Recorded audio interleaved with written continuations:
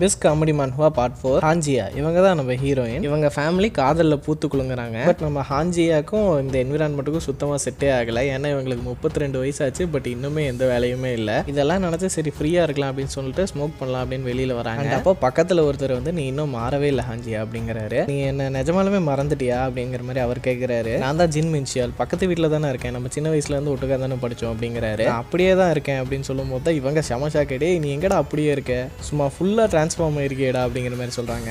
இவருக்கும் 32 இயர்ஸ் ஆகுது. இவர் ஒரு ப்ரோக்ராமர். 2 பேர்த்தோட வீட்லேயுமே எப்போ கல்யாணம் அப்படிங்கிற டாக்ஸ் தான் ஓடிட்டு இருக்கு. இதை 2 பேருமே டிஸ்கஸ் பண்ணிட்டு பேசாமல் நம்ம 2 பேரும் கல்யாணம் பண்ணிக்கலாமா அப்படின்னு சொல்லிட்டு யதார்த்தமாக ஹாஞ்சியா கேட்டுறாங்க. இதை கேட்டு அவரோட மூஞ்சி லைட்டாக மாறுது. உடனே ஹாஞ்சியாவோட அப்பா அம்மா கிட்ட போயிட்டு நான் இவங்களை கல்யாணம் பண்ணிக்கலாமான்னு கேட்டு உடனே அவங்களும் சரின்னு சொல்லிட்டு இவங்க அடுத்த ஃப்ரேம்லேயே இவங்களுக்கு கல்யாணமே நடந்துருது. ஸோ இவங்க ரிலேஷன்ஷிப் இதுக்கு மேலே எந்த அளவுக்கு ஆக்வர்டாக இருக்க போகுது அண்ட் எவ்வளோ ஃபன்னியாக இருக்க போகுது அப்படிங்கிறத பாருங்க. இந்த மான்ஹுவா பேர் match made in heaven by chance. நீங்கள் பார்த்துட்டு இருந்தது அனிமே.